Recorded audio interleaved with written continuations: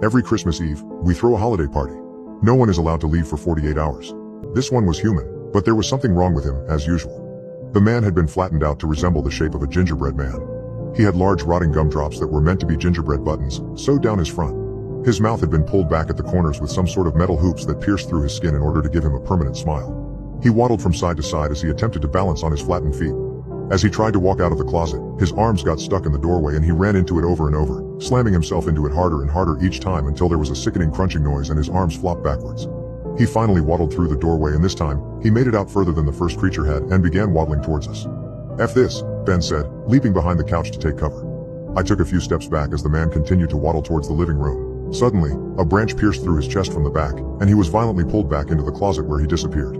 That was immediately followed by dozens of branches that snaked their way around the floor of the house, climbing up the walls as they made their way around the house.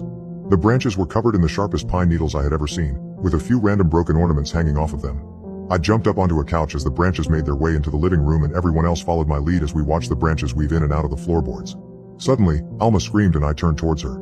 Some of the branches had wrapped around the legs of the chair she was on, and she was being pulled towards the closet. John attempted to reach out for her as she was dragged past him, but the branches began to snake up and intertwine until they created a sort of protective dome around the chair, trapping Alma inside. She continued to yell as I tried to figure out a way to get to her without the branches getting to me, but it seemed impossible.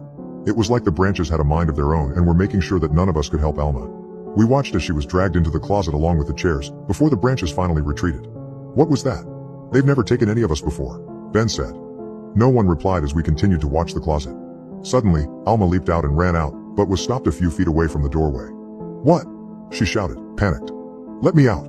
John leapt off the coffee table and ran over, grabbing hold of Alma's hand and attempting to pull her away from the doorway, but he couldn't.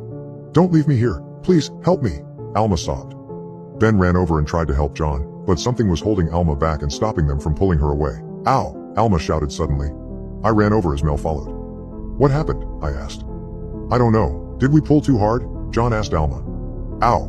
Alma shouted again, louder this time. "Alma, what's wrong?" I asked. "It hurts," she shouted as she fell to her knees. We watched as she continued to shout in pain. And then we realized what was happening. Her skin was being peeled off in one large chunk. Her biceps had been exposed as the skin continued to peel from the back to the front until everything, including her face, came off.